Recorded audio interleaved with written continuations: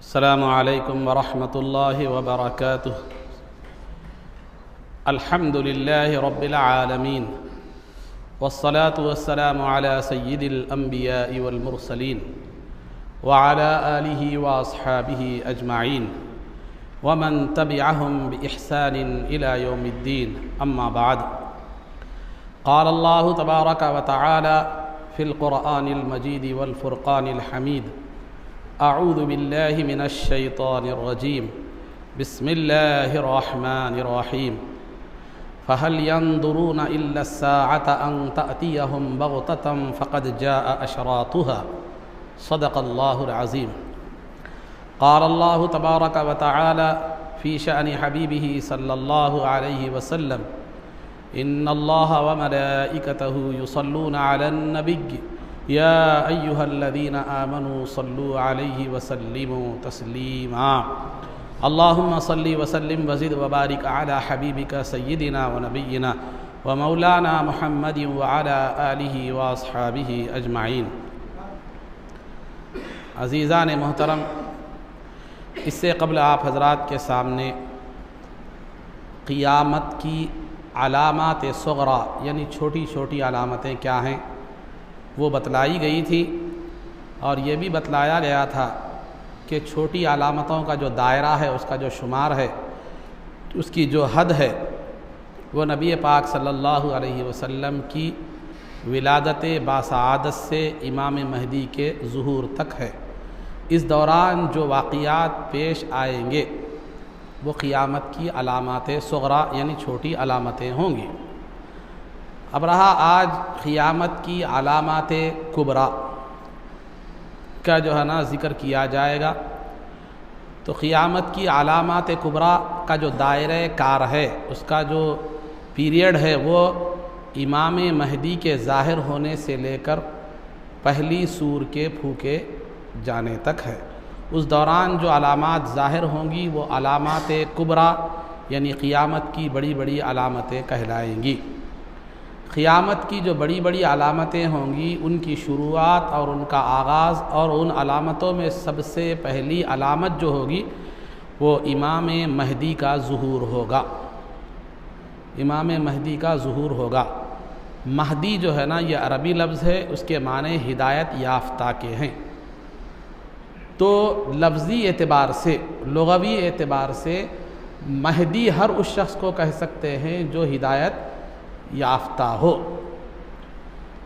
جو ہدایت یافتہ ہو۔ جیسے سرکار دو عالم صلی اللہ علیہ وسلم نے خلفائے راشدین کو بھی کہا ہے کہ علیکم بسنتی و سنت الخلفاء الراشدین المہدیین، تم پر میری اور میرے ہدایت یافتہ خلفائے راشدین کی سنت تم پر لازم ہے۔ تو خلفائے راشدین کو بھی سرکار نے مہدی کہا ہے۔ تو لفظی اعتبار سے، لغوی اعتبار سے مہدی ہر اس شخص کو کہہ سکتے ہیں جو ہے ہدایت یافتہ ہو۔ لیکن عقائد کے بیان میں قیامت کی علامتوں میں جس مہدی کا ذکر کیا جاتا ہے اس سے مراد امام مہدی ہیں، جو قیامت کی بڑی علامتوں میں سب سے پہلی جو ہے نا علامت ہیں۔ تو مہدی تو فرق کے لیے، تمیز کے لیے، پہچان کے لیے کیا ہے، یہ کہا امام مہدی کو کہا جاتا ہے مہدی موعود یا مہدی منتظر۔ مہدی موعود یا مہدی منتظر پہچان کے لیے۔ مہدی سے مراد وہ مہدی ہیں جو قیامت کے قریب آئیں گے۔ پہچان کے لیے مہدی موعود، مہدی منتظر۔ مہدی موعود کا مطلب یہ ہے کہ وہ مہدی جن کے قیامت کے قریب آنے کا وعدہ کیا گیا ہے۔ مہدی منتظر تو وہ امام مہدی جو قیامت کے قریب آئیں گے، جن کا انتظار کیا جا رہا ہے۔ تو عزیزان محترم، یہ مہدی موعود جن کا میں تذکرہ کر رہا ہوں، قیامت کی جو بڑی علامتوں میں سے ایک علامت ہے، یہ مہدی موعود یا مہدی منتظر ہے۔ یہ سادات ہوں گے، سادات گھرانے سے ہوں گے۔ سیدنا علی رضی اللہ تعالیٰ عنہ کے جو صاحبزادے ہیں، امام حسن رضی اللہ تعالیٰ عنہ کی اولاد میں سے ہوں گے۔ اللہ نے انہیں امام حسن رضی اللہ تعالیٰ عنہ کی اولاد میں کیوں بھیجا، اس کی ایک حکمت یہ بھی بیان کی جاتی ہے کہ امام حسین رضی اللہ تعالیٰ عنہ کی اولاد میں اولیاء کثرت سے ہوئے ہیں۔ کثرت سے جو ہے نا اولیاء جو ہوئے ہیں یہ امام حسین رضی اللہ تعالیٰ عنہ کی اولاد میں اولیاء کی کثرت ہے۔ اس کا مطلب یہ نہیں ہے کہ امام حسن رضی اللہ تعالیٰ عنہ کی اولاد میں اولیاء نہیں ہوئے، نہیں، کثرت یہاں پر ہے۔ تو اللہ رب العزت نے کائنات کے جو آخری ولی ہیں، آخری مجدد ہیں، ان کو جو ہے نا اللہ رب العزت امام حسن رضی اللہ تعالیٰ عنہ کی اولاد میں جو ہے نا بھیجے گا۔ تو یہ سادات ہوں گے، امام حسن رضی اللہ تعالیٰ عنہ کی جو ہے نا اولاد میں سے ہوں گے۔ ان کا نام سرکار کا نام ہوگا، ان کے والد کا نام سرکار کے والد کا نام ہوگا، اور ان کی والدہ کا نام سرکار کی والدہ کا نام ہوگا۔ یعنی ان کا نام محمد ہوگا، والد کا نام عبداللہ ہوگا، اور والدہ کا نام آمینہ ہوگا۔ اور محدثین اکرام نے ان کی تقریباً 200 علامتیں بتائی ہیں۔ امام مہدی کی تقریباً 200 علامتیں جو ہے نا بتلائی ہے۔ آج کل آپ فیس بک پہ انٹرنیٹ پر سن رہے ہیں مہدی کا ظہور ہو گیا، وہ ظہور ہوگا، یہ پاکستانیوں کی شرپسندیاں جو خاص طور پر آپ کو نظر آ رہے ہیں۔ تھوڑے تھوڑے دن میں دیکھیے پاکستان میں کوئی نہ کوئی نیا بابا ظاہر ہوتا ہے، یا کوئی نیا کوئی فتنہ کیا کر جاتا ہے، وہ جنم میں آتا ہے۔ وہ اب الیکٹرانک میڈیا سے متاثر ہو کر ہمارے ہندوستان کے لوگ بھی اس سے کیا ہو رہے ہیں، وہاں کے فیشن سے، وہاں کی تہذیب سے، وہاں کی گمراہی سے متاثر کیا ہو رہے ہیں۔ تو لہذا دین کے معاملے میں وہاں جرأت بڑی زیادہ پائی جاتی ہے۔ تو خلاصہ گفتگو یہ ہے کہ یہ بہت سے مہدی کے دعوے دار پیدا ہوئے ہیں، بلکہ خود غلام محمد قادیانی نے بھی مہدی کا دعویٰ کیا تھا۔ تو بہرحال لیکن ان میں وہ جو امام مہدی کی جو علامتیں احادیث میں آئی ہیں وہ ان میں سے ایک بھی پائی نہیں جاتی۔ انہوں نے وہ علامتوں کو توڑ موڑ کر اپنے اوپر کیا کر لیا ہے، چسپا کر لیا ہے، صادق کر کے وہ اپنے آپ کو مہدی کا دعویٰ کرتے ہیں۔ لیکن وہ علامتوں کو جس معنی میں، جس مفہوم کے ساتھ صحابہ اور تابعین نے پڑھا ہے، اگر سمجھا ہے، اس کے جو معنی سمجھے ہیں، ان علامتوں کے ساتھ اگر دیکھا جائے تو آج مہدی، یہ جتنے بھی مہدی کے دعوے دار ہیں ان میں ایک علامت بھی پائی جو ہے نا نہیں جاتی۔ انہوں نے اپنے معنی گھڑ لیے ہیں، اپنی مفہوم تراشی کر کے جو ہے نا اپنے اوپر وہ احادیث کو کیا کر لیا ہے، چسپاں کر لیا ہے، چپکا لیا ہے۔ تو بہرحال عزیزان محترم، وہ تو قیامت کے قریب تشریف لائیں گے، اور وہ ایک اللہ کے بہت بڑے ولی ہوں گے، مجدد ہوں گے۔ وہ نبی کی حیثیت ان کی نہیں ہوگی، بلکہ نبی پاک صلی اللہ علیہ وسلم کے دین کو ہی وہ قائم جو ہے نا کریں گے۔ اور جو ہے نا جب تک امام مہدی کی تشریف آوری سے پہلے دنیا ظلم، ستم، ہر برائی سے جو ہے نا بھر گئی ہوگی۔ امام مہدی تشریف لائیں گے، تشریف لا کر جو ہے نا عدل قائم فرمائیں گے، انصاف قائم فرمائیں گے، اور نصارہ عیسائیوں سے کیا کریں گے، آپ جنگ کریں گے، اور قسطنطنیہ کی فتح آپ کو حاصل ہوگی۔ قسطنطنیہ آپ کے ہاتھوں پر فتح ہوگا، جو آج استنبول کہلاتا ہے۔ قسطنطنیہ آپ کے ہاتھ پر جو ہے نا فتح ہوگا۔ پہلے تو مہدی علیہ السلام جو ہے نا پیدا تو مدینہ منورہ میں ہوں گے، لیکن ظاہر جو ہوں گے وہ مکہ مکرمہ میں ہوں گے۔ اور جب آپ ظاہر ہوں گے تو عراق اور شام کے جو اولیاء ہوں گے وہ آپ کے ہاتھ پر بیعت کریں گے، آپ کو اپنا رہنما کیا کریں گے، جو ہے نا مانیں گے۔ تو شام میں جتنے بھی، دنیا میں جتنے بھی اولیاء ہیں، تقریباً 75% اولیاء جو ہے نا وہ کہے ملک شام میں ہیں۔ تو وہاں شام اور عراق کے جتنے بھی اولیاء ہیں، وہ اولیاء جو ہے کیا ہے، آپ کے ہاتھ پر کیا کریں گے، امام مہدی کے ہاتھ پر کیا کریں گے، بیعت کریں گے، آپ کو اپنا رہنما مانیں گے۔ ان مسلمانوں کی قیادت میں، مسلمانوں کے لشکر کے ساتھ امام مہدی کیا کریں گے، جہاد کریں گے عیسائیوں سے۔ پھر قسطنطنیہ فتح ہوگا۔ پھر پہلے تو وہ ایک عام عرب میں کے بادشاہ کی حیثیت سے ابھریں گے، لیکن بعد میں ساری دنیا پر ان کی بادشاہت کیا ہو جائے گی، قائم جو ہے نا ہو جائے گی۔ اس کے بعد جب آپ فتح کریں گے دنیا کو، تو آپ مسلمانوں کے انتظام کو سنوارنے کے لیے، سنبھالنے کے لیے، وہ نظام حکومت کو بنانے کے لیے آپ ملک شام تشریف لے جائیں گے، دمشق کو، وہاں تشریف لے جائیں گے۔ ابھی آپ انتظامی امور کو درست کرنے اور سنوارنے میں رہیں گے، اسی دوران دجال کا ظہور ہوگا۔ دجال کیا ہوگا، ظاہر ہوگا۔ دجال عراق اور شام کے درمیان ایک علاقہ ہے، وہاں پر کیا ہوگا، ظاہر ہوگا۔ پھر وہاں سے وہ نکل کر اصفہان کو آئے گا۔ اصفہان میں 70,000 یہودی اس کے تابع ہو جائیں گے۔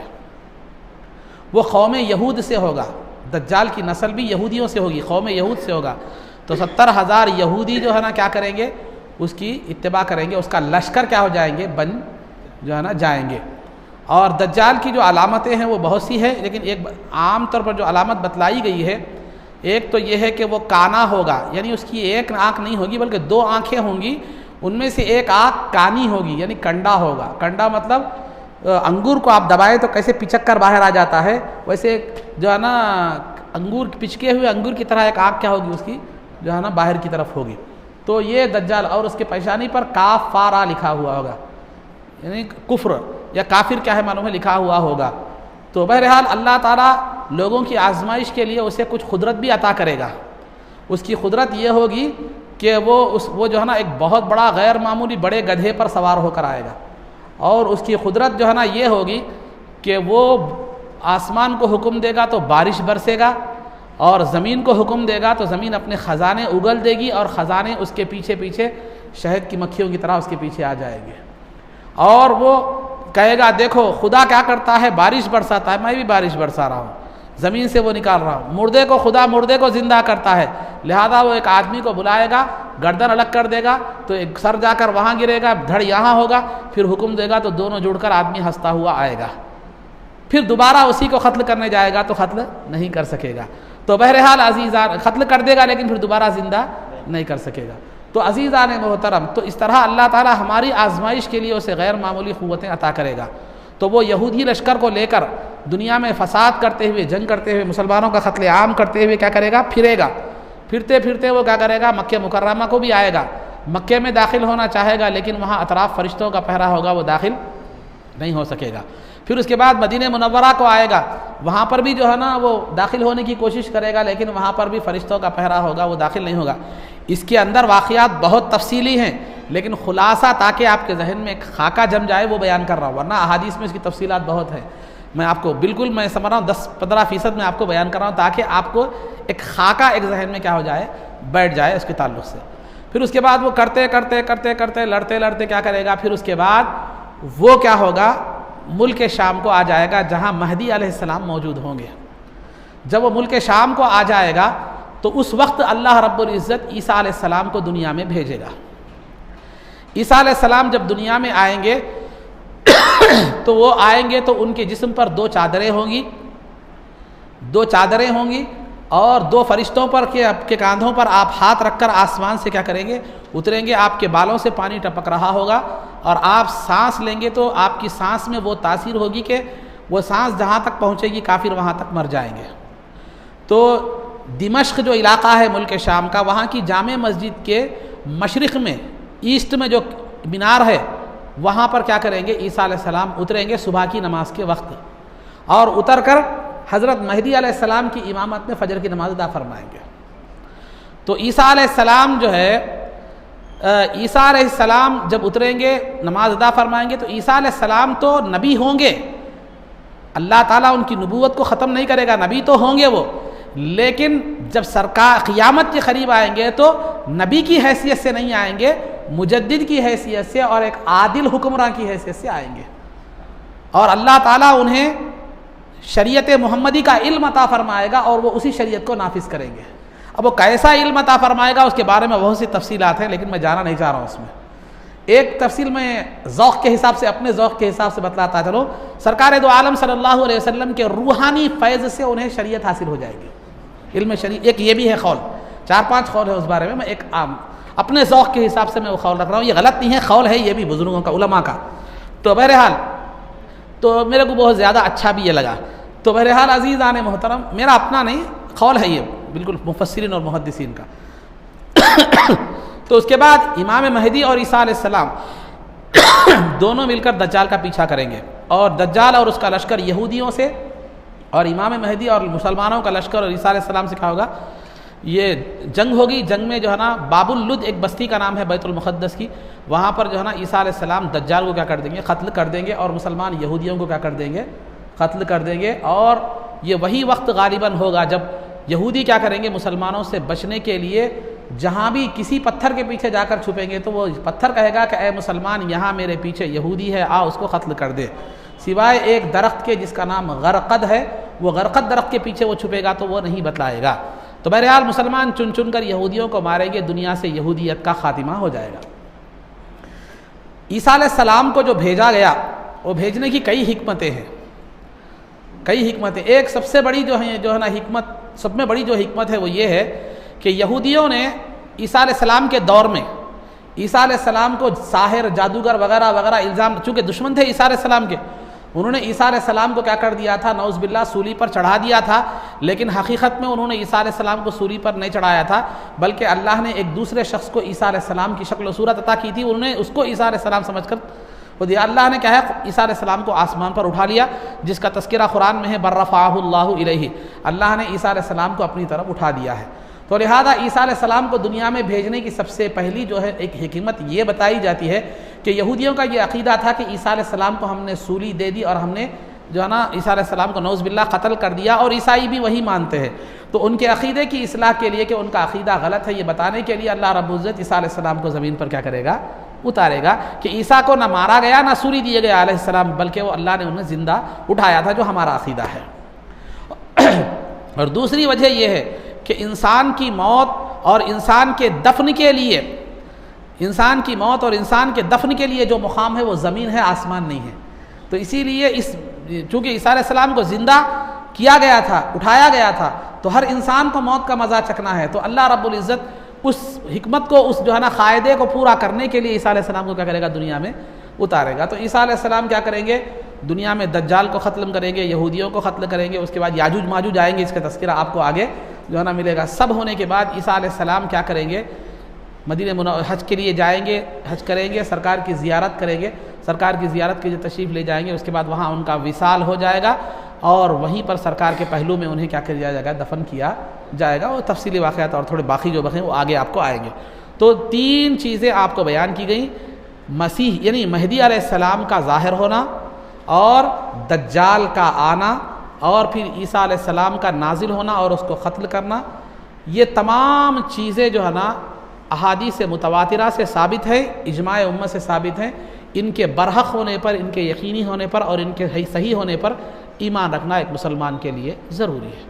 یہ مختصر طور پر علامات کبریٰ جو قیامت کی بڑی بڑی علامتیں ہیں، ان میں سے تین علامتوں کا میں نے مختصر طور پر جو ہے نا ذکر کیا ہے، دیگر علامتوں کا ذکر آگے کیا جائے گا۔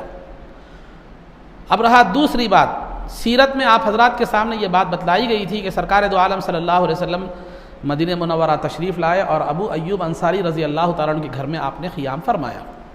مدینے کو آنے کے بعد سرکار دو، جیسے میں نے اس سے قبل بھی بتلایا تھا کہ مکے میں اور مدینے میں کیا فرق ہے۔ مکے میں صرف کافروں اور مشرکین سے مقابلہ تھا، لیکن مدینے میں کئی لوگوں سے مقابلہ تھا، یہودی بھی تھے، مشرکین بھی تھے، نصارہ بھی تھے، اگرچہ کہ مائنارٹی اس میں تھے، اور منافق وغیرہ بھی تھے۔ تو سرکار دو عالم صلی اللہ علیہ وسلم جب مدینے کو تشریف لائے تو آپ نے کیا کیا، سب سے پہلے وہاں ایک معاہدہ امن کا آپ نے فرمایا، کیونکہ یہ اندیشہ تھا کہ کہیں سرکار جب دین کا کام کرنے جائیں اور جب دین کی تبلیغ کرنے جائیں تو کہیں رکاوٹیں پیدا نہ ہو، کہیں مخالفتیں پیدا نہ ہو۔ تو سب سے پہلے وہاں کے رہنے والوں کو اپنا ہم نوا بنانا چاہیے، اور پھر یہ اگر وہ لوگ ان لوگوں سے اگر معاہدہ نہ کیا جائے تو یہ اندیشہ تھا کہ کفار مکہ جیسے حبشہ کو جا کر، مسلمان ہجرت کر کے حبشہ کو گئے تھے، سابق میں نے بتلایا ہے، حبشہ کو گئے تھے تو حبشہ کے بادشاہ کو جا کر اکسایا تھا مسلمانوں کے خلاف کفار مکہ نے، کہیں آ کر یہاں کے لوگوں کو بھی کیا ہے اکسا کر مسلمانوں کے خلاف ماحول نہ بنائیں۔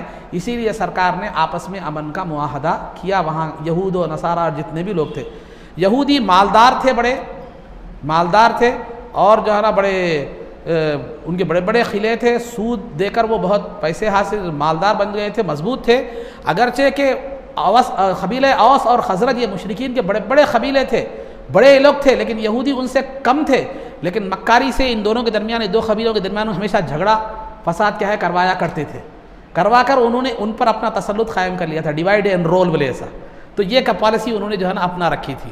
تو لہذا یہودیوں کا اچھا خاصا غلبہ تھا، تو ان کی شرنگیزی سے بچنے کے لیے اور پھر کفار آ کر ان کو اپنے فیور میں کر کے اپنے ہم نوا بن کر ہمارے خلاف ماحول نہ پیدا کرے، سرکار نے امن کا معاہدہ کیا۔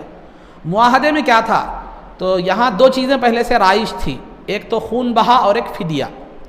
خون بہا کہتے ہیں اگر کوئی آدمی کسی کو قتل کر دے تو اس کی جان کے بدلے میں جو رقم مقتول کے ورثاء کو دی جاتی ہے اس کو کیا کہتے ہیں، خون بہا، یعنی خون کا رکھی رقم، قیمت جو بھی بولیے۔ اور دوسرا فدیہ کہتے ہیں، کوئی قید وغیرہ ہو جائے تو چھڑا کر جو رقم دے کر چھڑائی جاتی ہے اس کو کیا کہتے ہیں، فدیہ۔ یہ دو چیزیں رائج تھی وہاں پر، ان کو جو کا تو ویسے ہی برقرار رکھا گیا۔ بعد میں جو معاہدے کیے گئے وہ یہ کیے گئے کہ مسلمان خواہ وہ ہجرت کر کے جو مہاجرین آئے ہیں وہ ہوں یا جو مدینے کے رہنے والے مسلمان جو انصار ہیں وہ ہو، بہرحال مسلمانوں میں سب داخل ہے۔ تو مسلمان، یہودی، عیسائی وغیرہ جتنے بھی مدینے کے یا مدینے کے اطراف و اکناف کے جتنے بھی لوگ ہیں سب آپس میں مل جل کر امن کے ساتھ رہیں گے، امن کے ساتھ رہیں گے۔ ان میں سے کسی ایک کی بھی کسی کے ساتھ صلح ہے تو سب کے ساتھ صلح ہوگی، کسی کی دشمنی ہے تو سب کے ساتھ کیا ہوگی؟ دشمنی ہوگی۔ اور ہر ایک اپنی مذہبی آزادی کیا ہے ہر ایک کو حاصل ہوگی، وہ اپنے مذہب کا پرچار آزادی کے ساتھ کیا کر سکے گا؟ کر سکے گا۔ یہ جو قومیں آپس میں معاہدہ کر چکی تھی، ان میں سے کوئی اور ایک دوسرا ان سے ہٹ کر کوئی اگر ان پر حملہ کرتا ہے تو پورے مل کر اس کا ڈیفنس کریں گے، اور اگر کوئی باہر سے مدینے پر حملہ کرتا ہے تو سب مل کر اس کا کیا کریں گے؟ مقابلہ جو ہے نا کریں گے۔ اور یہ سب چیزیں جو ہے نا آپس میں ایک دوسرے سے لڑائی جھگڑا نہیں کریں گے، آزادانہ طور پر تجارت بھی ہوگی، تبلیغ بھی ہو، ہر ایک کی اپنی۔ تو مذہبی جنگیں اگر ہیں تو وہ اس سے استثناء ہوگی، اگر کوئی مذہبی طرز کی جنگ ہے تو پھر وہ اس کی اجازت سب کو رہے گی مذہبی آزادی کے تحت۔ تو یہ تھی جو ہے معاہدہ جو سرکار نے پہلے مدینے سے آنے کے بعد اہل مدینہ سے اور مدینے کے اطراف جو قبائل تھے ان سے آپ نے یہ معاہدہ کیا، تاکہ پہلے معاملے کو پرسکون بنایا جائے، اس کے بعد جو ہے نا آدمی کیا اس کے بعد جو ہے نا معاملے کو دین کو پھیلایا جا سکتا ہے، اشاعت کے دین میں مددگار ثابت ہوگا یہ کام۔ اس کے بعد دوسرا کام جو تھا مسجد نبوی کی تعمیر۔ مدینے میں کوئی مسجد نہیں تھی، ایک مویشی خانہ تھا، ایک جانوروں کے باندھا جاتا تھا، اس مقام کو الا کر کے ختم کر کے اس کو وہاں پر نماز پڑھی جو ہے نا جاتی تھی، تو اس کو مسجد میں تبدیل کیا، مسجد کے طور پر نہیں، ایک جگہ نماز پڑھنے کے لیے کیا کر دی گئی تھی؟ متعین جو ہے نا کر دی گئی تھی، تو لہذا اسی میں لوگ نماز پڑھتے تھے، مسجد کی کمی تھی۔ تو سرکار دو عالم صلی اللہ علیہ وسلم کو خیال پیدا ہوا، 1 ہجری کے واقعات بتاؤ۔ 1 ہجری میں پہلا کیا ہوا؟ یہودیوں کے سرکار جب مدینے کو آئے تو وہاں سے ہجرت کا سال شروع ہوا، جیسے میں نے پہلے بتلایا ہے، یہ 1 ہجری تھا۔ 1 ہجری میں کام جو پہلا ہوا وہ یہودیوں سے، اطراف و اکناف کے قبائل سے امن کا معاہدہ امن۔ پھر دوسرا مسجد نبوی کی جو ہے نا تعمیر۔ مسجد نبوی کی تعمیر کے لیے آپ کو میں نے پہلے بتلایا تھا اس سے قبل کہ جب سرکار کی اونٹنی آئی، جب مدینے میں آئی تو پہلے ایک مقام پر بیٹھی، پھر وہاں سے اٹھ کر ابو ایوب انصاری رضی اللہ تعالیٰ عنہ کے گھر کے سامنے بیٹھی، پھر وہاں سے اٹھ کر پھر پہلے والے مقام پر آ کر پورے طرح پر کیا بیٹھ گئی۔ تو پہلے مقام پر جو اونٹنی بیٹھی تھی وہاں پر مسجد نبوی بنانے کا جو ہے نا ارادہ کیا گیا۔ وہاں وہ مسجد، وہاں کی جو جگہ تھی وہ ایک 2 یتیم بچے جن کا نام سہل اور سہیل تھا، ان کے کھجوروں کے سکھانے کا مقام تھا۔ وہ کھجور سکھاتے ہیں، کھجور توڑنے کے بعد سکھائے جاتے ہیں، تو جیسے ہمارے پاس کھلا کھیت وغیرہ سکھاتے ہیں تو وہ سکھانے کا مقام تھا۔ تو سرکار نے اس مسجد نبوی کے لیے جب ان کے سامنے وہ پیشکش رکھی بنانے کے لیے اس زمین کی، تو ان یتیم بچوں نے کہا کہ ہمیں اللہ کے علاوہ اللہ ہی ہمارا اجر دے گا، ہمیں کسی کے اجر کی ضرورت نہیں ہے، ہم فری میں مسجد کے لیے کیا کرتے ہیں؟ زمین دیتے ہیں۔ تو سرکار نے ان یتیم بچوں سے فری میں زمین لینا مناسب جو ہے نا نہیں سمجھا۔ تو یہاں ہمیں یہ بات دی جا رہی ہے کوئی فری میں پیشکش کر رہا ہے تو محبت عقیدت میں کر رہا ہے تو جو ہے نا ہر سے آنکھیں در گھسیٹ نہیں ہونا چاہیے، بلکہ سامنے والے کی حالت کو بھی ہمیں کیا ہے پیش نظر رکھنا چاہیے۔ غریب ہے، محبت میں دے رہا، ٹھیک ہے چلو آ رہا، فری میں لے لیا، نہیں، بلکہ اس کی بھی اس کو پیش نظر رکھنا چاہیے۔ ایک تعلیم ہمیں اس میں کیا ہوتی ہے؟ ملتی ہے۔ یہ میرا ایک ذہن میں ایک بات آئی، بول دیا، آپ اس سے اختلاف بھی رکھ سکتے ہیں، سمجھیے ایک انسانیت ہے، اخلاق ہے۔ سامنے والا محبت میں دے رہا، مرید ہے، معتقد ہے، شاگرد ہے، غریب ہے، کما کے پوری تنخواہ لا کے دے رہا، بچوں کا گزر اسی پہ ہے، حضرت لے لیا رکھ لیے، شام میں چولہا بھوکا، بچے بھوکے، اس کے ایسا نہیں ہونا چاہیے۔ تو اس بات کا خاص طور پر لحاظ رکھنا۔ تو یتیم بچے تھے، سرکار نے فری میں وہ زمین لینا کیا ہے؟ مناسب نہیں سمجھا، تو لہذا سرکار دو عالم صلی اللہ علیہ وسلم نے زمین، ابو بکر صدیق رضی اللہ تعالیٰ عنہ نے اس زمین کو خریدا 10 دینار میں، جو سونے کا سکہ تھا۔ تو 500 درہم کے الفا درہم کی بھی شکل میں آتے ہیں، بہرحال درہم چاندی کا سکہ تھا، دینار سونے کا سکہ تھا، تو درہم جو ہے نا سب مل کر 500 درہم تقریباً ہو سکتا ہے، 10 دینار ہو۔ 10 دینار کا ذکر بھی کیا ہوتا ہے؟ آتا ہے۔ تو ابو بکر صدیق رضی اللہ تعالیٰ نے 10 دینار ادا کیے، وہ زمین خریدی گئی، اس پر کھجور کے درخت تھے، ان کو کاٹ کر ان کے تنوں کو مسجد کے ستون کے طور پر بنایا گیا، پلیئر کے طور پر۔ وہاں کچھ مشرکین کی خبریں بھی تھیں، ان کو میٹ دیا گیا، کیونکہ زمین مسلمانوں کی ملکیت ہو چکی تھی وہ، تو لہذا وہ خبروں کو مٹا دیا گیا۔ اس کے بعد مسجد نبوی تعمیر کی گئی۔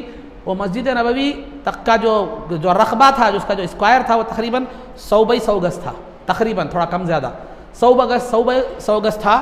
اس کی جو بنیادیں کھودی گئی تقریباً جو ہے نا 3 ہاتھ اندر بنیادیں کھودی گئی، اور 3 ہاتھ اندر بنیادیں کھودی گئی، اور سرکار نے کچی اینٹیں بنانے کا صحابہ کو حکم دیا، خود بھی آپ نے وہ اینٹیں بنائی۔ پھر اس کے بعد کچی اینٹوں کی دیواریں بنائی گئی، اور ستون کے طور پر، پلیئر کے طور پر کھجور کے تنے لگا دیے گئے، اور کھجور کے جو پھڑے ہوتے ہیں، جو پتے جس کو کہتے ہیں شاخیں، جو پتے، اس کو چھت کے طور پر ڈال دیا گیا۔ لیکن بعد میں بارش ہو کر پانی اندر آنے لگا تو جو ہے نا وہ جو ہے اس پر پھر گارا یعنی مٹی لیپ دیا گیا تاکہ بارش اندر نہ آ سکے۔ یہ مسجد بظاہر چھوٹی تھی، بظاہر معمولی تھی، لیکن وہ مسجد اور اس میں نماز پڑھنے والے ایسے لوگ تھے، کائنات میں اس کی مثال نہیں تھی۔ تو لہذا مسجد کی زینت عمارت سے نہیں، مسجد کی زینت عبادت سے ہے، مسجد کی زینت اس کو آباد کرنے سے ہے۔ تو قیامت کی علامتوں میں سے ایک نشانی جو ہے نا یہ بھی بتلائی گئی ہے کہ مسجدیں آباد ہوگی لیکن ہدایت سے ویران ہوگی، سمجھے؟ تو مسجد تو بنا دی پل بھر میں ایمان کی حرارت والوں نے، من اپنا پرانا پاپی تھا برسوں میں نمازی بن نہ سکے، ایسا نہ ہونے پائے۔ تو بہرحال عزیزان محترم، خلاصہ گفتگو یہ مسجد بن گئی، اس کے 3 دروازے تھے۔ ایک دروازہ تو اس طرف تھا جہاں آج قبلہ ہے، ہمارے پاس قبلہ مغرب یعنی ویسٹ میں ہے، مدینہ منورہ میں قبلہ ساؤتھ یعنی جنوب میں ہے، تو آج جنوب میں ہے قبلہ۔ تو آج قبلے کی جو دیوار ہے وہاں پر ایک دروازہ تھا، ایک دروازہ تھا، اور ایک دروازہ مغرب میں تھا جس کو باب الرحمہ کہتے ہیں، اور ایک دروازہ جس سے سرکار آتے جاتے تھے وہ باب جبرائیل تھا۔ تو سرکار چونکہ مدینہ جب تشریف لائے تو آپ نے 16 یا 17 مہینے بیت المقدس کی طرف رخ کر کے نماز پڑھی۔ مدینہ میں آنے کے بعد بیت المقدس کی طرف رخ کر کے آپ نے کیا کی؟ نماز پڑھی، تاکہ یہودی کیا ہو جائے؟ اسلام سے مانوس ہو جائے۔ جیسا کہ آج کل ہمارے پاس بہت سے لوگ جو ہے نا شافعی جو لوگ ہیں، اہل سنت و جماعت ہے، وہ جو ہے نا نماز کا طریقہ غیر مخلدوں کا دیکھ کر ہماری طرح سے بلکہ اس میں چلے جا رہے ہیں، نہیں معلوم ہو کے ارے ان کی نماز ہماری نماز ایک ہے بلکہ، لیکن عقیدے کا فرق ہمارے سمجھ نہیں سکے۔ شافعی حضرات جو عوام میں ہیں تو انہوں بھی ہاتھ اٹھا رہے، ہم بھی ہاتھ اٹھا رہے، سب نماز ایک ہی ہے بلکہ۔ تو بہرحال عزیزان محترم ایک ضمنی بات آئی تھی، تو شیر اور بلی اگر صورتاً ایک ہو تو شیر بلی، بلی شیر جو ہے نا نہیں ہوتا۔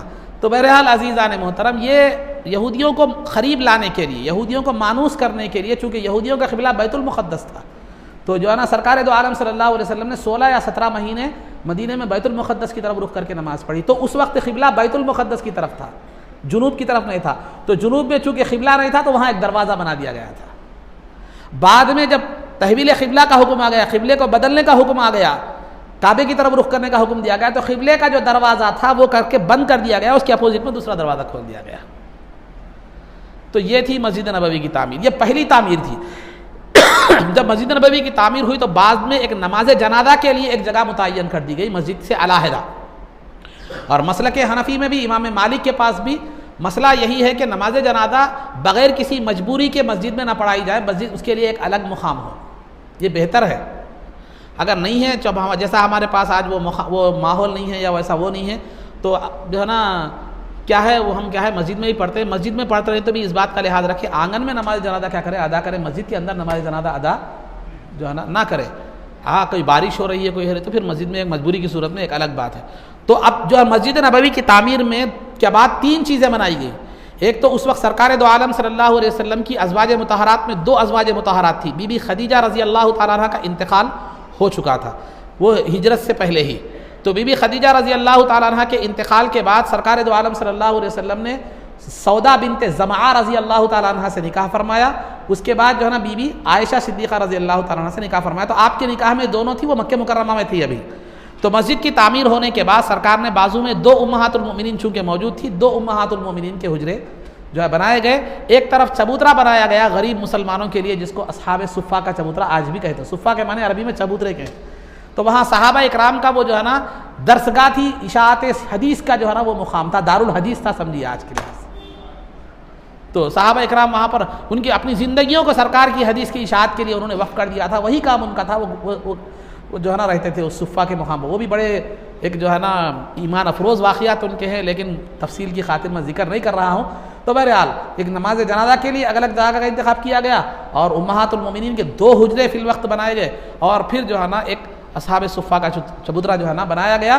سرکار دو عالم صلی اللہ علیہ وسلم امہات المومنین کے حجرے تیار ہونے کے بعد مکہ مکرمہ کو لوگوں کو بھیج کر سودا بنت زمعہ رضی اللہ تعالیٰ عنہ جو سرکار کی امہات المومنین میں سے تھی، اور بی بی عائشہ صدیقہ رضی اللہ تعالیٰ عنہ جو امہات المومنین میں سے ہیں، سرکار کی زوجہ محترمہ ہیں، پھر جو ہے نا آپ کی دو صاحبزادیاں ام کلثوم اور بی بی فاطمہ رضی اللہ تعالیٰ عنہما، اور پھر بی بی عائشہ رضی اللہ تعالیٰ عنہ کا گھرانہ، یعنی ان کی والدہ ام رومان، بی بی عائشہ کی والدہ ام رومان، ان کی بہن اسماء اور ان کے بیٹے عبد الرحمن بن ابو بکر، ان سب کو سرکار نے بلا بھیجا، ان کو بلانے کا حکم دیا اور قاصد بھیج کر ان کو بلایا۔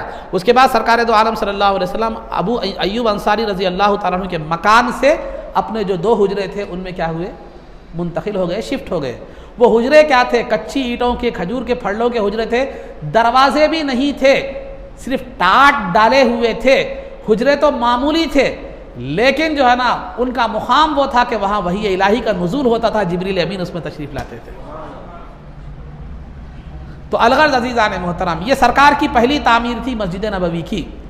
پھر اس کے بعد 7 ہجری میں، یہ تو پہلی ہجری کا واقعہ تھا، 7 ہجری میں جب خیبر فتح ہوا، یہودیوں کا جو خلا بہت بڑا خلا تھا، تو اس کے بعد سرکار دو عالم صلی اللہ علیہ وسلم نے مسجد نبوی کی دوبارہ تعمیر فرمائی، اس میں تھوڑا سا کشادگی فرمائی، اور جو امہات المؤمنین سرکار کے نکاح میں آتی رہی تو مسجد کے اطراف میں مکانات تھے، حارثہ بن نعمان رضی اللہ تعالیٰ عنہ کے مکانات تھے، وہ جو سرکار کا نکاح ہوتا ایک ایک زوجہ کے لیے ایک ایک مکان نظر کرتے جلاتے تھے، ہدیہ کرتے جو ہے نا چلے جاتے تھے، اور سرکار جو ہے نا اس میں سرکار اپنی زوجہ کو اس میں رکھتے تھے۔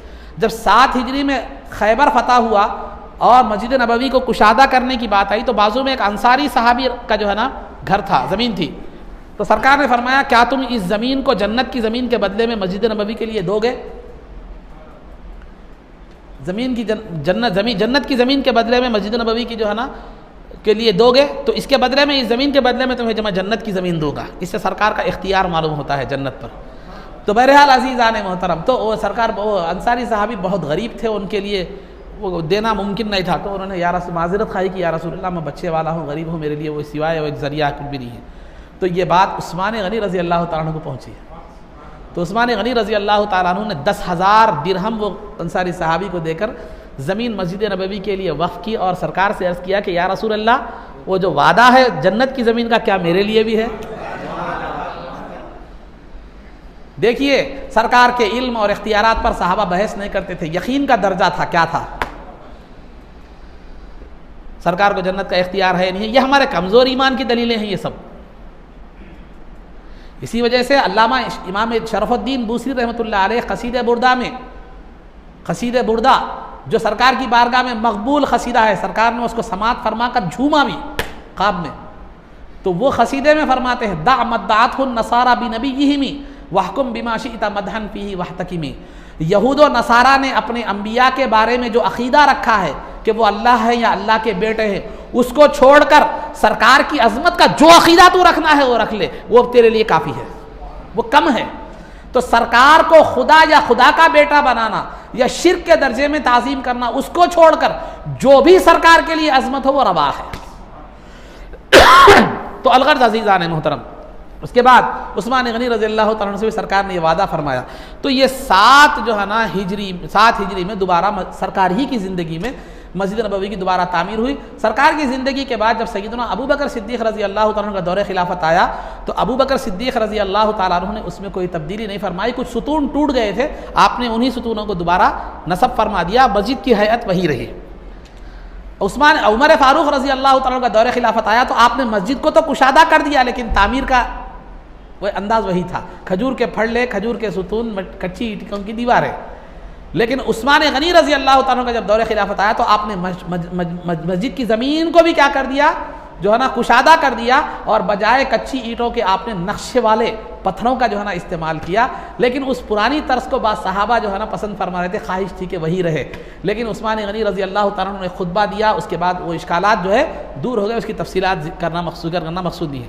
خلفائے راشدین کے بعد جب دور خلفاء ختم ہو گیا تو اس کے بعد جو عبد الملک بن مروان کا جب دور آیا، تو جب مسجد نبوی کی کشادگی کی بات آئی تو امہات المومنین کے جو حجرے تھے اطراف، ایک حجرہ تو بی بی عائشہ رضی اللہ تعالیٰ عنہ کا تھا جس میں آج سرکار آرام فرما ہے، جو گنبد خضرا ہے، بازو میں جو امہات المومنین کے حجرے تھے، ان حجروں کو مسجد نبوی میں داخل کرنے کے لیے جب توڑنے کا حکم حکومت کی طرف سے آیا تو لوگوں کی صدمے سے چیخیں نکل پڑی، صدمے سے چیخیں نکل گئی۔ کیوں؟ یہ ایمانی رسول پاک صلی اللہ علیہ وسلم سے وابستہ نسبت رکھنے والی چیزوں سے ان کی محبت کا اندازہ تھا. کیا محبت تھی. اگرچہ کہ مسجد کے لیے ہی وہ توڑا جا رہا ہے، لیکن اس کے باوجود بھی ان گھروں سے، ان مکانات سے جو سرکار کے حجرے تھے، مسلمانوں کی دل بھی قلبی لگاؤ اور عقیدت اس قدر تھی کہ چیخیں نکل گئی ان کو توڑنے کا حکم سن کر خالی. بہرحال حاکم وقت تھا، اس کی مخالفت تو نہیں کر سکتے تھے. ایک جو ہے نا ایک بزرگ نے کہا، جن کا نام ابو امامہ غالباً سہل بن حنیف رضی اللہ تعالیٰ عنہ، انہوں نے کہا کہ کاش ان حجروں کو ایسے ہی رہنے دیا جاتا تاکہ بعد میں آنے والے لوگ یہ دیکھ لیتے کہ جس ذات کو اللہ نے زمین کے خزانوں کی چابیاں دی ہیں ان کی زندگی کتنی سادہ تھی. یہ دوسروں کے لیے نمونہ بن جاتی. یہ جو ہے نا اس بزرگ نے جو ہے نا یہ کہا. تو بہرحال یہ مسجد نبوی کی تعمیر کا معاملہ رہا، یہ یہودیوں سے معاہدے کا معاملہ رہا. اور ایک ہجری کے واقعات میں سے، اہم واقعات میں سے میں نے 2 واقعات آپ کے سامنے ذکر کیے، یہودیوں اور اطراف و اپناف کے قبائل سے معاہدہ، اور پھر دوسرا مسجد نبوی کی تعمیر، اور دیگر جو واقعات ہیں انشاءاللہ آگے بیان کیے جائیں گے. آداب میں آپ حضرات کے سامنے لباس کے آداب بیان کیے جا رہے تھے، وہ سلسلہ ختم ہو گیا. اب رہا کھانے کے آداب، کھانے پینے کے آداب جو ہے نا بیان کیے جائیں گے. کھانا کھانے سے پہلے جو ہے آپ حضرات دونوں ہاتھوں کو اور کلی کو اچھی طرح دھو لیں. صابن میسر آ جائے تو صابن، یا ریتی نہ تو ریتی، مٹی وغیرہ جو بھی ہے، بہرحال اچھی طرح کیا کر لیں، دونوں ہاتھوں کو اچھی طرح دھو لیں اور کلی کر لیں تاکہ ہاتھ بھی صاف ہو جائے، منہ بھی صاف ہو جائے. تو یہ کھانے سے پہلے بھی آپ کو دونوں ہاتھ دھونا ہے، کلی کرنا ہے، اور کھانے کے بعد بھی دونوں ہاتھ دھونا ہے اور کلی جو ہے نا کرنا ہے. تو مگر فرق یہ ہے کہ کھانے سے پہلے جو آپ ہاتھ دھوتے ہیں ان ہاتھوں کو تولیے سے، دستی وغیرہ سے نہ پوچھیں. کھانے کے بعد جو دھوتے ہیں اس سے کیا کریں، آپ اس کو تولیے وغیرہ دستی سے پوچھ سکتے ہیں. بظاہر حکمت یہ معلوم ہوتی ہے کہ کھانے سے پہلے جب آپ ہاتھ اچھی طرح دھو لیے، تولیے یا دستی سے ہاتھ پوچھنا چاہے تو ممکن ہے وہ دستی ہمیشہ صاف ہو یا تولیہ صاف ہو، ضروری نہیں ہے، دھونے کا فائدہ نہیں ہوگا. پھر وہی گندے ہاتھ آپ کیا کریں گے، کھانے میں شمار کر لیں. اب کھانے کے بعد تو اب مسئلہ نہیں رہتا، وہ آپ پوچھ لیں توال وغیرہ سے تو کافی ہے. تو لہذا کھانے کے بعد جو ہاتھ دھونے کا حکم ہے اس لیے ہے کلی کرنے کا، تاکہ وہ جو غذا کی چکناہٹ جو ہے وہ ہاتھوں پر نہ رہے اور جو ہے نا منہ میں نہ رہے، کیونکہ اس سے منہ میں جراثیم پیدا ہونے کا اور ہاتھوں کو جو ہے نا جانوروں کے نقصان پہنچانے کا اندیشہ ہے. ایسے واقعات بھی ہوئے ہیں کہ جو ہے نا سرکار نے حدیث میں یہ فرمایا اگر کوئی اپنا ہاتھ نہ دھوئے تو وہ اپنے ہاتھ نہ دھونے کا ذمہ دار، اگر چوہے وغیرہ اس کے ہاتھوں کو کترتے ہیں تو اس کا ذمہ دار وہی ہے، کیونکہ ہاتھوں میں چکناہٹ وغیرہ ہوتے ہیں تو چوہے وغیرہ جو بھی ہے جو ہے نا شیطان بھی چاٹتا ہے بول کے ہے، پھر جو ہے نا چوہے وغیرہ بھی کیا کرتے ہیں، یا چونٹیاں یا جو بھی زہریلے جانور ہے وہ کیا کرتے ہیں، اس کو یہ کرنے کا اندیشہ ہے. تو لہذا یہ جو ہے کھانے کے بعد بھی دونوں ہاتھ، پہلے بھی دونوں ہاتھ دھونا اور کلی کرنا ہے، کھانے کے بعد بھی دونوں ہاتھ اچھی طرح دھونا ہے تاکہ ہاتھ کی چکناہٹ، وہ جو غذا کی چکناہٹ ہے وہ ختم ہو جائے، اور کلی جو ہے نا کرنا، کلی بھی اچھی طرح کریں تاکہ اس کی جو غذا کی جو چکناہٹ ہے وہ کیا کرے، منہ سے ختم ہو جائے.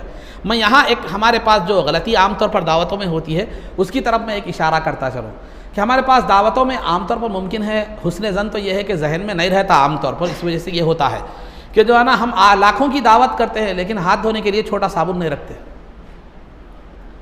نتیجہ کیا ہوتا ہے، دسترخوان پہ ہریس پہ رکھے ہوئے پورے لیمو غائب ہو جاتے ہیں. وہ لوگ پورے لیمو لے کر کیا کرتے ہیں، معلوم پورے ہاتھ دھونے کے لیے کیا کرتے، لے جاتے.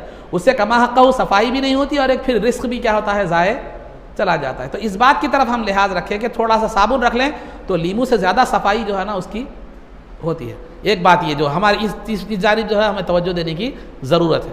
دوسری بات جو ہے نا، جو لوگ ہاتھ دھونے کے لیے کلی کرنے کا حکم ہے، صفرا نکالنے کا حکم نہیں ہے. کھانا کھانے کے بعد ہاتھ دھو کے کلی کرو بولے تو جا کے وہاں اس میں جو ہے نا واش بیسن میں جو ہے نا ناک صاف کرنا، خار خیر پورا صفرا جیسا آپ صبح میں منہ دھو رہے ویسا نکالتے ہیں. وہ ابھی لوگ کھانا کھا کے آئے ہوئے ہوتے ہیں، اس میں یہ اس طرح کا جو عمل یہ جو ہے نا پسندیدہ عمل نہیں ہوتا. ناک بھی وہیں صاف کرتے ہیں، وہاں بھی وہی صاف کرتے ہیں، ایک دم جو ہے کرا. کبھی بھی کوئی بات یاد رکھیے کہ آپ ایسی حرکت نہ کریں جس سے کیا ہوتا ہے سامنے والے کو کوئی کندراہٹ یا جو ہے نا اچھا خراب معلوم ہو، سمجھے. تو کسی کو تکلیف دینا اچھی بات نہیں ہے، خواہ وہ زبان جسمانی ہو یا مینٹلی ہو، کچھ بھی ہو. تو بہرحال عزیزان محترم اس بات سے بھی خاص طور پر جو ہے نا لحاظ رکھیں. تو یہ ہو گیا. اس کے بعد کھانے کے لیے جو آپ بیٹھتے ہیں وہ بیٹھنے کا طریقے، یا تو آپ دونوں گھٹنوں کو کھڑا کر دیں جس کو ہم اکھڑ بیٹھنا کہتے ہیں، دونوں گھٹنوں کو کھڑا کر کے بیٹھے، یا نہیں سیدھا پیر کھڑا کریں، بائیں پیر کو بچھا دیں. یہ دوسرا طریقہ ہے. یا تیسرا طریقہ کیا ہے، قاعدے میں جیسا بیٹھتے ہیں نماز میں ویسے دو زانوں کیا کریں، بیٹھے. اور ٹیکا نہ لے، تکیہ وغیرہ دیوار وغیرہ پر ٹیکا لے کر کیا کرے، نہ بیٹھے، بغیر ٹیکا لے کے اس طرح بیٹھے. نہیں اگر آپ موٹے ہیں یا گھٹنوں میں درد یا کوئی مجبوری ہے تو آپ کیا ہے جس طرح چاہے بیٹھ سکتے ہیں. جہاں تک ہو سکے زمین پر بیٹھ کر کھانے کی جو ہے نا کوشش کریں. خیر دعوتوں میں تو ایک مجبوری ہوتی ہے، ایک الگ بات ہے. گھر میں بھی جو ہے نا انگریزی سسٹم لا کے ڈائننگ ٹیبل وہ ٹیبل کی ضرورت نہیں ہے، سمجھے. اس سے خالی پیلی جہیز میں اضافہ بھی ہوتا ہے آپ کو، بچی والوں کو ایسے پریشانی، سمجھے. آج کل زمانہ ڈائننگ ٹیبل ہے، ڈائننگ ٹیبل دینا بول کے بولتے تو وہ آپشن اس کئی کو رکھتے ہیں. یہ ایک سنت پہ عمل کر لو، نیچے بیٹھ کے کھانے کی ڈائننگ ٹیبل کا آپشن ختم ہو جاتا ہے. تو بچی والوں کے لیے تھوڑا سہولت بھی کیا ہوتی ہے. تو خلاصہ گفتگو یہ ہے کہ بیٹھ کر کھانے کی کوشش کریں. جیسے اگر نہیں ہے مجبوری ہے تو شریعت ہر مجبوری میں جیسے سہولت ہے ویسے اجازت دیتی ہے. اور کھانا شروع کرنے سے پہلے بسم اللہ الرحمن الرحیم پڑھ کر کھانا شروع کریں، کیونکہ جس کھانے پر جو ہے نا بسم اللہ پڑھ کر کھایا جاتا ہے اس میں خیر و برکت ہوتی ہے. اور جس کھانے میں خیر و برکت ہوتی ہے جب وہ پیٹ میں جاتا ہے تو روح کو بھی روشن کرتا ہے اور عبادت کی رغبت بھی پیدا کرتا ہے. اور جس کھانے میں شروع میں بسم اللہ الرحمن الرحیم نہ پڑھا جائے شیطان اس میں شریک ہو جاتا ہے اور کھانے سے برکت ختم ہو جاتی ہے. وہ کھانا پیٹ تو خیر و برکت ختم ہو جاتی ہے، پیٹ بھرنے کا کام تو کر لیتا ہے لیکن اس کے جو اچھے اثرات جو ہے نا وہ کیا ہوتے ہیں حاصل نہیں ہوتے. آپ بولیں گے ہاں یہ کب ہے جب کہ کھانا بھی حلال ہو، برکت کا معاملہ کھانا بھی حلال ہو، بسم اللہ الرحمن الرحیم بھی آپ پڑھے ہو. حرام کا کھا رہے ہیں، حرام کا لقمہ ہے لیکن بسم اللہ پڑھ کے کھا رہے ہیں تو کچھ بھی نہیں ہوتا، تاریخ کا تاریخ ہی رہتا اندر سب، سمجھے. تو لہٰذا یہ بات کی خاص طور پر لہٰذا تو بسم اللہ الرحمن الرحیم پڑھ کے کھائے. اگر شروع میں بسم اللہ الرحمن الرحیم پڑھنا بھول گئے ہوں تو جب بھی یاد آئے بسم اللہ اولہ و آخرہ پڑھے. بسم اللہ اولہ و آخرہ، یعنی اللہ کے نام سے شروع کرتا ہوں کھانے کے آغاز میں بھی کھانے کے اختتام پر بھی، اور درمیان میں ہر نوالے پر یا جب بھی میسر ہو جائے الحمدللہ الحمدللہ کہتے رہے. کہے تو بہتر ہے، نہیں کہے تو بھی کوئی بات نہیں ہے، لیکن بسم اللہ شروع میں ضرور پڑھے. اور کھانا ختم ہونے کے بعد جو ہے نا الحمدللہ کہے، یا دعا بھی ہے الحمدللہ الذی اطعمنا وسقانا وجعلنا من المسلمین. وہ دیگر دعائیں تفصیلات آگے آپ کو رفتہ رفتہ آئیں گی.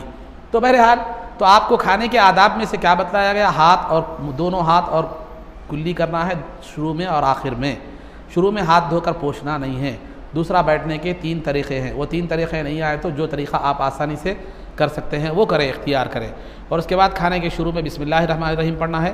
اگر بھول جائے تو جب بھی یاد آئے بسم اللہ اولہ و آخرہ پڑھنا ہے. یہ چند باتیں کھانے کے آداب کے حوالے سے آپ کے سامنے بتلائی گئی. مسائل میں آپ حضرات کے سامنے غسل کے فرائض بیان کیے گئے تھے. اب رہا غسل کا طریقہ کیا ہے. غسل کا طریقہ کیا ہے؟ دیکھیے غسل کرنے سے پہلے آپ جو جگہ کا انتخاب کریں گے وہ پردے والی جگہ ہونی چاہیے.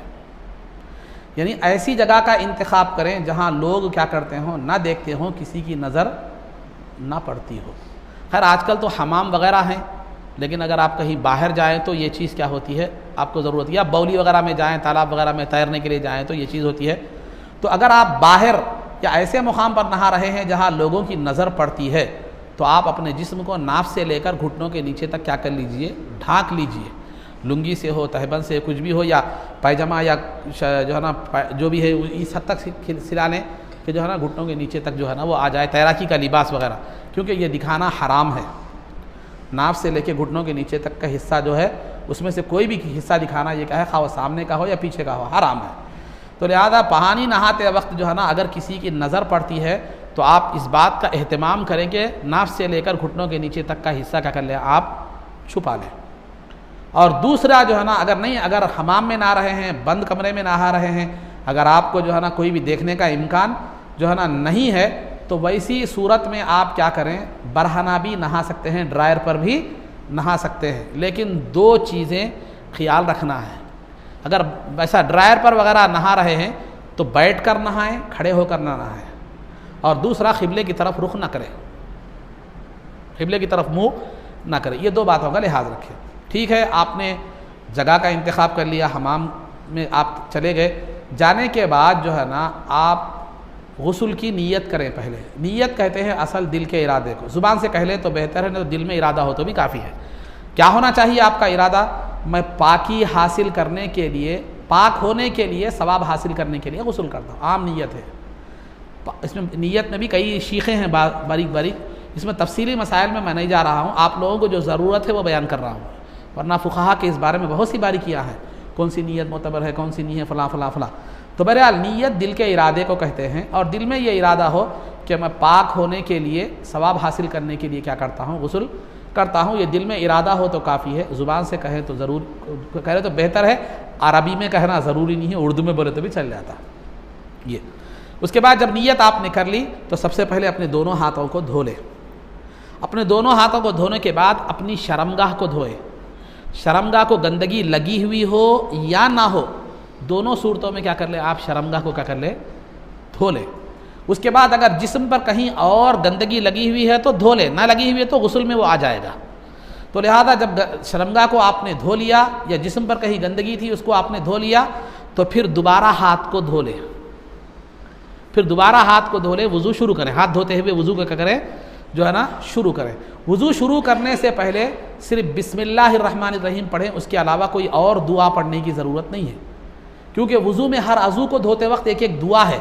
وہ دعائیں آپ حمام کے باہر وضو کر رہے ہیں تو پڑھ سکتے ہیں، لیکن حمام میں اگر وضو کر رہے ہیں، غسل کے وقت وضو کر رہے ہیں تو وہ دعائیں نہ پڑھیں، بلکہ صرف بسم اللہ الرحمن الرحیم پڑھ کے آپ کیا کریں، وضو کر لیں۔ وضو کرنے کے بعد سر کے مسح تک آ جائے۔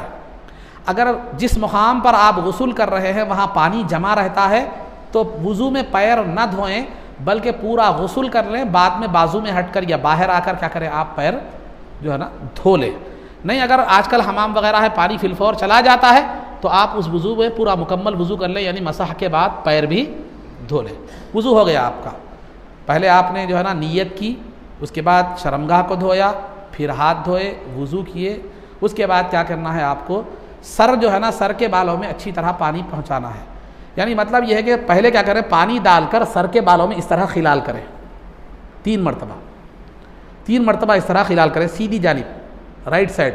پھر اس کے بعد پانی ڈال کر بائیں ہاتھ سے کیا کریں 3 مرتبہ لیفٹ سائڈ کیا کریں پوری یہ کریں، بھگو دیں، اچھا جڑوں تک پانی کیا کر دیں، بھگو دیں، یہ ہو گیا۔ اس کے بعد کیا کریں، سر سے پانی ڈالیں، پہلے سر پر پانی ڈالیں، اس کے بعد سیدھے کاندھے پر پانی ڈالیں، اس کے بعد بائیں کاندھے پر پانی ڈالیں۔ اس انداز میں ڈالیں کہ جسم پورا کیا ہو جائے، بھیگ جائے، اچھی طرح مل کر جسم کو کیا کر لیں، یہ کر لیں۔ یہ 1 مرتبہ دھونا فرض ہے، 3 مرتبہ دھونا سنت ہے، جیسے میں نے پہلے بتلایا ہے۔ 1 مرتبہ ہو گیا، اب اس دوران آپ شیمپو صابن وغیرہ یوز کرنا چاہیں تو یوز کر سکتے ہیں۔ پھر دوسری مرتبہ سر پر سیدھے کاندھے پر بائیں کاندھے پر، پھر تیسری مرتبہ سر پر سیدھے کاندھے پر بائیں کاندھے پر۔ اس کے بعد آپ کا غسل کیا ہو گیا، جو ہے نا مکمل ہو گیا۔ اب اس کے بعد تولیے وغیرہ سے، توال وغیرہ سے کیا کریں، جسم کو سکھا لیں، پوچھ لیں، اس کے بعد پھر کیا کریں آپ باہر آ جائیں۔ یہ ہے، یہ تو غسل کا طریقہ ہو گیا۔ اب یہاں چند جو ہے نا ذہن میں کچھ اشکالات آتے ہیں، وہ اشکالات میں آپ کے سامنے رکھتا چلو۔ آپ نے غسل سے پہلے وضو نہیں کیا، پہلے تو وضو کیا، پہلے یہ لے لیں گے یہ صورت، غسل سے پہلے آپ نے وضو کر لیا تھا، غسل میں آپ نے کیا کر لیا تھا، وضو کر لیا تھا۔ اگر غسل کے بعد نماز پڑھنے کا اگر موقع آ جائے، نماز پڑھنے کا اگر موقع آ جائے تو پھر کیا دوبارہ آپ کو وضو کرنا پڑے گا، یہ ایک سوال پہلا ہے۔ تو اس کا جواب یہ ہے کہ غسل کے بعد نماز کے وقت تک اگر کوئی وضو کو توڑنے والی چیز پائی نہیں گئی، یعنی آپ طہارت کو نہیں گئے، ضرورت کو نہیں گئے، ہوا خارج نہیں ہوئی، خون وغیرہ نکل کے نہیں بہا، جو وضو کے توڑنے کی چیزیں میں سابق میں بیان کر چکا ہوں، تو کوئی وضو کو توڑنے والی چیز پائی نہیں گئی غسل سے لے کر نماز تک کے دوران، تو آپ کو پھر وضو کرنے کی ضرورت نہیں ہے، وہ غسل میں کیا ہوا وضو ہی آپ کے لیے کافی ہے۔ ایک بات ہو، سمجھ میں آ گئی بات؟ اب آپ نے کیا کیا تھا، غسل سے پہلے وضو نہیں کیا۔ دوسری بات، غسل سے پہلے آپ نے وضو نہیں کیا تھا، تو 2 صورتیں ہیں۔ چونکہ میں نے بتلایا تھا اس سے پہلے کہ غسل میں 3 فرض ہیں، کلی کرنا، ناک میں پانی چڑھانا اور تمام جسم پر پانی بہانا۔ اگر آپ اس سے پہلے وضو کریں تو 2 فرض تو اس کے اندر کلی کرنا اور ناک میں پانی چڑھانا آ ہی گیا، وضو کر رہے ہیں۔ نہیں وضو نہیں کرے غسل سے پہلے تو اس کی 2 صورتیں ہیں، یا تو آپ کلی کر گئے ہیں، ناک میں پانی چڑھا کر وضو کرے ہیں، غسل کرے ہیں، کلی کیے ہیں، ناک میں پانی چڑھا کر آپ نے غسل کیا ہے، تو اس کا حکم وہی ہے جو پہلے کا حکم ہے، یعنی آپ کو نماز کے لیے جو ہے نا دوبارہ وضو کرنے کی ضرورت نہیں ہے۔ اگر کوئی وضو کو توڑنے والی چیز پائی نہیں گئی تو دوبارہ وضو کرنے کی ضرورت نہیں ہے، آپ کا غسل ہی اس کے لیے کافی ہے، پھر وضو کرنے کی ضرورت نہیں ہے۔ تو دونوں صورتوں میں وضو کرنے کی آپ کو ضرورت نہیں ہے۔ ایک غسل میں آپ نے وضو کیا ہو یا غسل میں آپ نے کلی اور ناک میں پانی چڑھایا ہو۔ یہ دونوں صورتوں میں بعد میں اگر نماز پڑھ رہے ہیں آپ تو آپ کو علیحدہ وضو کرنے کی ضرورت نہیں ہے، بشرطے کہ غسل اور نماز کے درمیان کوئی وضو کو توڑنے والی چیز پائی جاتی ہے تو پھر دوبارہ آپ کو وضو کرنا پڑے گا۔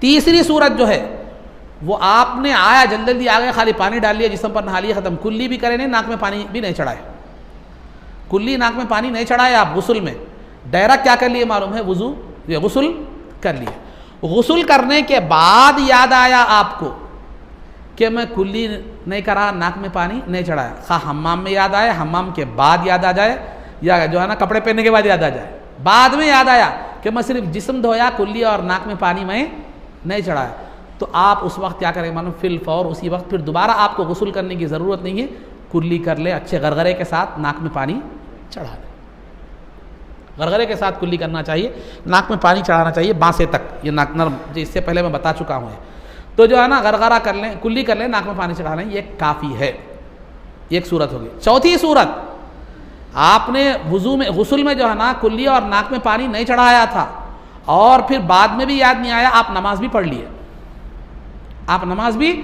لیے، نماز پڑھنے کے بعد یاد آیا کہ ارے میں غسل میں کیا کیا تھا؟ کلی اور ناک میں پانی نہیں چڑھایا تھا، اور اسی غسل سے میں نے کیا کر لیا؟ نماز بھی پڑھ لیا، بعد میں وضو بھی نہیں کرا، اسی غسل سے میں نے نماز بھی پڑھ لیا۔ تو اب وہاں دو صورتیں ہیں، اگر آپ نے غسل ناپاکی کا غسل کیا تھا، یعنی آپ کو غسل فرض ہو گیا تھا، احتلام، مباشرت یا کسی بھی وجہ سے، اس کے تفصیلات آگے آئیں گے، غسل آپ پر فرض تھا، آپ نے غسل کیا اور اس میں ناک میں پانی بھی نہیں چڑھایا، کلی بھی نہیں کی، اور بعد میں اسی غسل سے کیا کیا؟ آپ نے نماز پڑھ لی، تو آپ کی نماز نہیں ہوگی، بلکہ آپ کو پھر جو ہے نا کلی کر کے ناک میں پانی چڑھا کر کیا ہے پھر نماز پڑھنا، یا بالفاظ دیگر اچھا ہی احتیاط وضو کر کے نماز پڑھ لی چلے گی، ورنہ کلی اور ناک میں پانی بھی چل جائے گا۔ نہیں، آپ نے جو غسل کیا تھا وہ ناپاکی کا غسل نہیں کیا تھا، صفائی کے لیے غسل کیا تھا، ایسے ہی صفائی کے لیے، گرمی ہو رہی تھی یا جسم میں بو آ رہی تھی، پسینہ، ایسی صفائی کے لیے، ناپاک نہیں تھے آپ، صفائی کے لیے آپ نے غسل کیا تھا، اور اس غسل میں آپ نے کلی بھی نہیں کی، ناک میں پانی بھی نہیں چڑھایا، بعد میں اسی غسل سے آپ نے نماز بھی پڑھ لی، تو نماز کراہت کے ساتھ ادا ہو جائے گی، دوہرا لینے کی ضرورت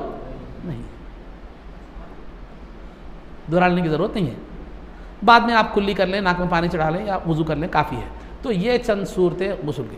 اور آخر میں ایک جو غلط فہمی ہمارے اندر ہے، غلط فہمی ہے، یہ دور کرنے کی ضرورت ہے، آخری بات بتا رہا ہوں، غلط فہمی کہ ہمارے پاس بعض لوگوں کا خیال ہے کہ وہ دعا پڑھ کے سر پہ سے، یہ کاندھے پہ سے جو ہے نا پانی ڈالے تو غسل ہوتا، نہیں تو غسل نہیں ہوتا، بلکہ یہ عقیدے کے چلتے بہت سے ہمارے خواتین کیا کرتے ہیں، ختنہ کا اگر وہ ہوتا ہے، ختنہ کا غسل دے رہے ہیں تو کیا کرتے ہیں معلوم؟